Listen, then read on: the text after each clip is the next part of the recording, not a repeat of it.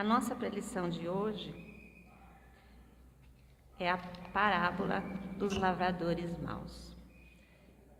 E esta parábola, ela está nos 3 evangelhos sinóticos de Lucas, capítulo 20, versículo 9 ao 19, Marcos, capítulo 12, versículo de 1 a 12, e em Mateus, capítulo 21, versículos 33 a 46. Esta parábola dos lavradores maus, ela foi contada por Jesus no Templo de Jerusalém, durante a última semana antes da sua crucificação. Jesus se encontrava no templo. Havia muitas pessoas ali, muitos religiosos também. E através desta parábola, Jesus expôs as más atitudes dos religiosos daquela época.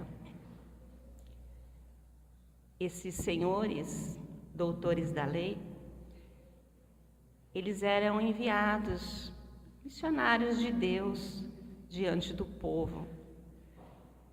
Eram pessoas que tinham uma vida privilegiada, eram pessoas que visavam também muito o materialismo, orgulhosos, estavam sempre acima de tudo e de todos, gananciosos. E de repente eles se deparam com Jesus, uma pessoa que veio falar contra tudo aquilo que eles tanto valorizavam. Jesus falava do amor, da caridade,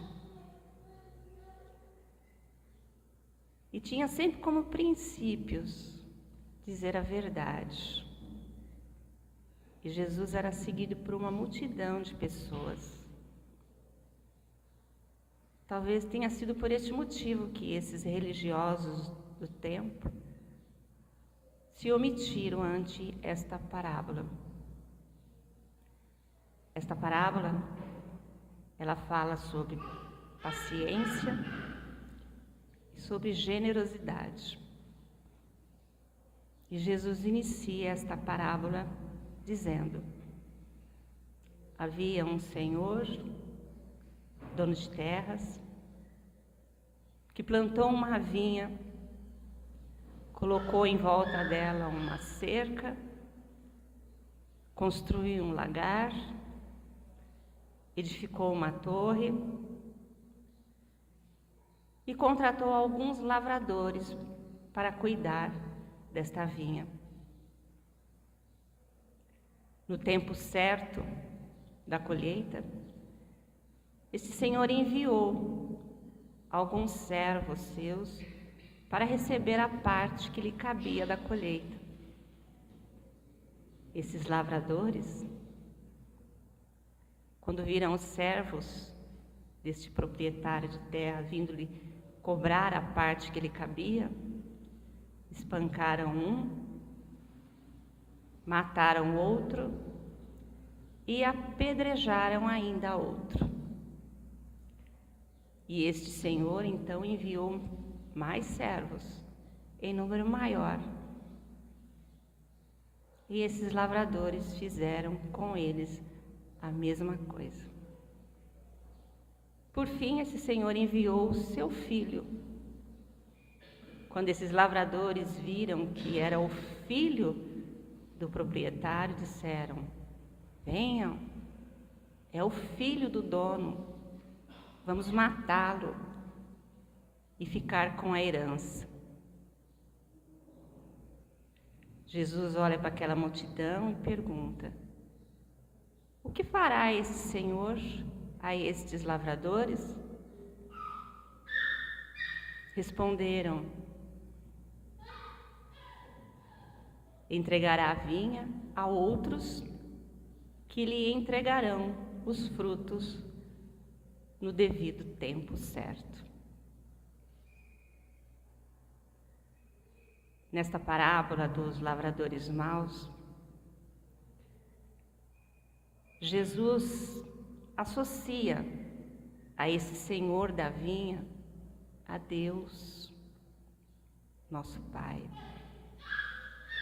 A vinha vem representar todo o seu reino. Naquele tempo, quando um senhor rico possuía muitas terras, ele geralmente contratava alguns lavradores para cuidar da sua propriedade. Ali, esses lavradores plantavam. No tempo certo da colheita, era tudo dividido, uma parte para ele e uma parte para estes lavradores. Naquele tempo também, quando um senhor proprietário de terras, ele não tinha herdeiros após a sua morte, tudo que ele tinha ficava com os lavradores. Este senhor da vinha, ele plantou, ele cercou, ele edificou uma torre, ele construiu um lagar, que era o local onde se colocava a coleta das uvas, e contratou esses lavradores. Esses lavradores, eles não tiveram trabalho nenhum. Todos eles iriam usufruir de uma colheita a qual eles não plantaram. E quando eles viram que o dono desta propriedade enviou seu filho, a ganância deles falou mais alto.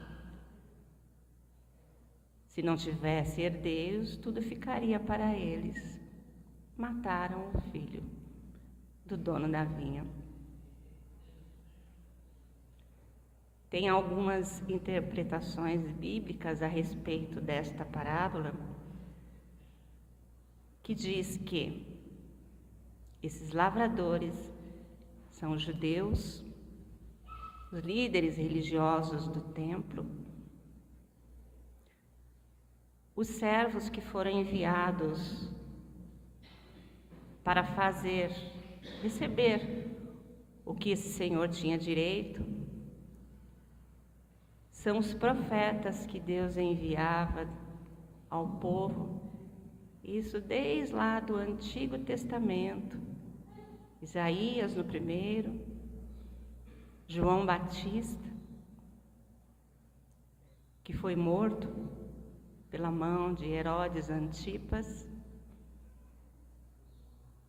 Jesus, o Filho que o Senhor da vinha, Deus, enviou crucificado. Os religiosos do templo, cumpriu-se a profecia, tudo lhes foi tirado. No ano 70 depois de Cristo, os romanos invadem a cidade de Jerusalém, destrói o templo, acabando com as mordomias, as regalias de todos os religiosos do templo. A vinha foi entregue a outros lavradores. Tem uma passagem no Evangelho de São João, capítulo 20, versículo 19 ao 29, que diz: após a crucificação de Jesus, ao terceiro dia, Jesus aparece diante dos seus discípulos.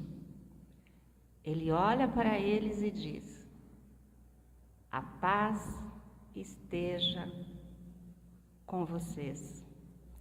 Assim como o Pai me enviou, eu também vos envio.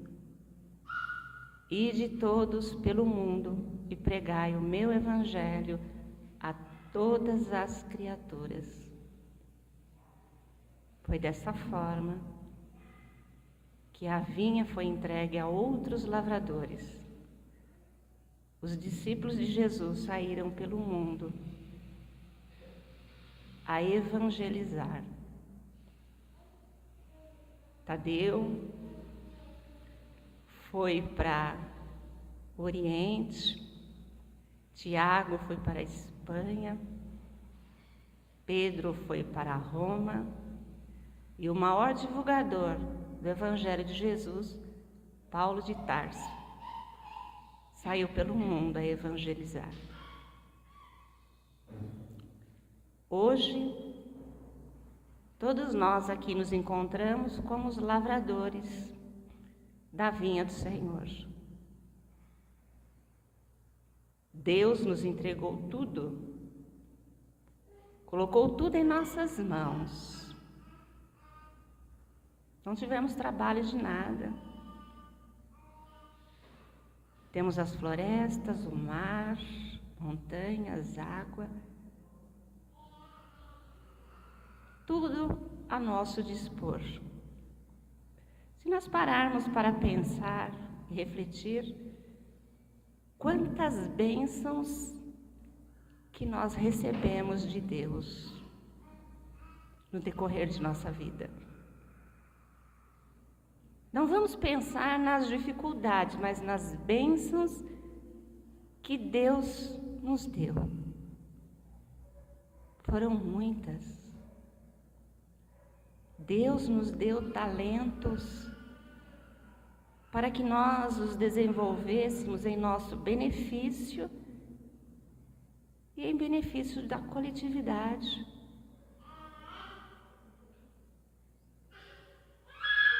Tudo que Deus colocou diante de nós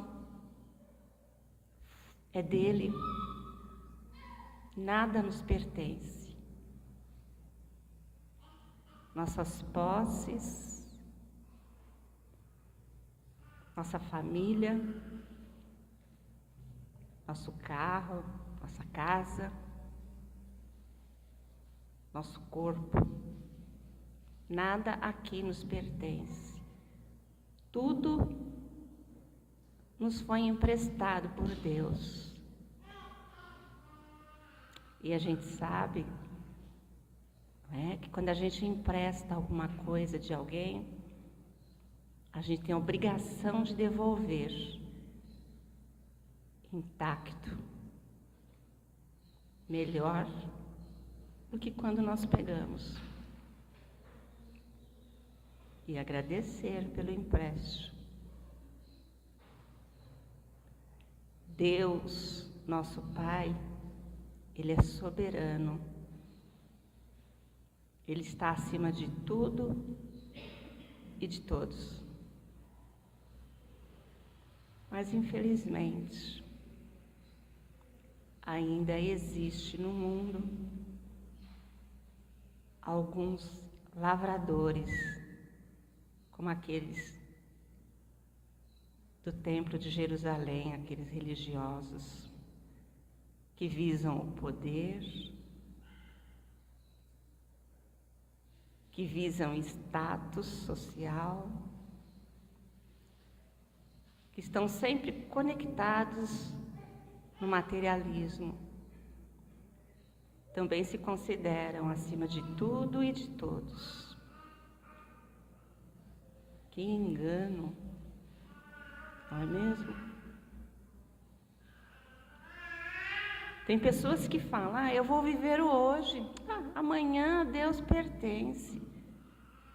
Fazem extrapolias, prejudicam o próximo, passam por cima de conceitos éticos e morais, porque o amanhã a Deus pertence.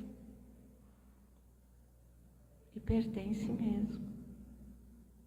Porque amanhã nós vamos ter que nos deparar diante de Deus e fazer o nosso ajuste de contas com Ele.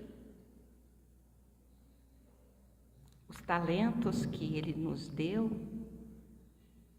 foi para que fossem usados para o bem, não para o mal. Os recursos financeiros que temos, ou até mesmo não temos,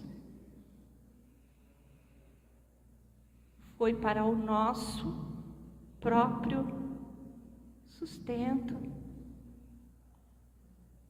E daqueles também que necessitam.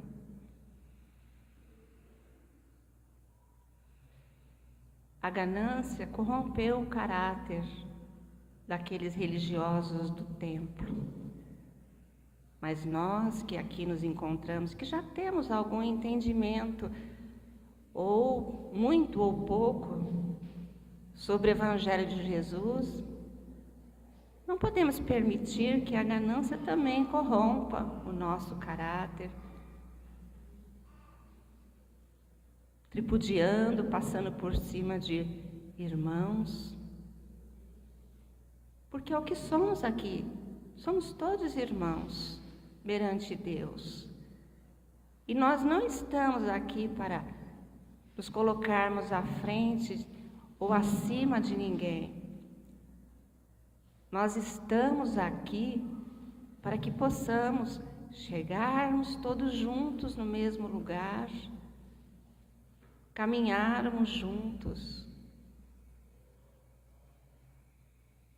Este é o objetivo de Deus nos ter entregue a sua vinha para que pudéssemos cuidar dela com carinho e com amor.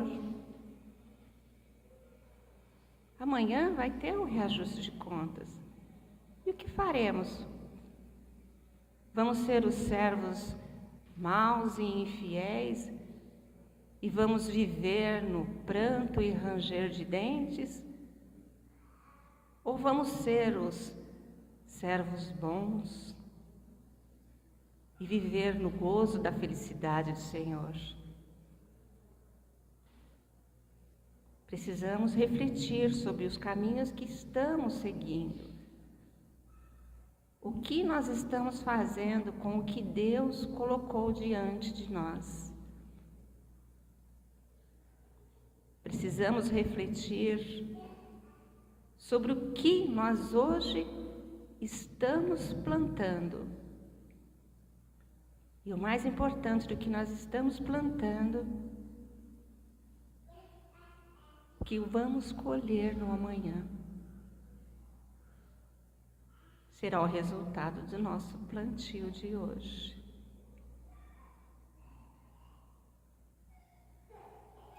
Jesus, quando ele pediu para os seus discípulos levarem o seu evangelho a todos os cantos do mundo, foi para que nós vivenciássemos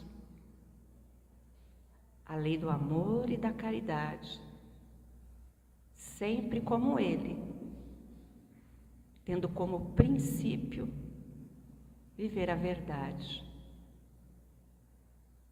Que amanhã nosso Pai, o Senhor da vinha, possa nos encontrar como arrendatários fiéis e podermos, não sabemos ao certo se hoje estamos aqui, se vamos ficar aqui mais 10, 20, 30 anos, alguns mais, alguns menos, não temos certeza quanto à data, mas um dia nós vamos para o outro lado da vida. Então que nós possamos ser dignos de continuarmos trabalhando na sua eterna vinha de amor e de luz.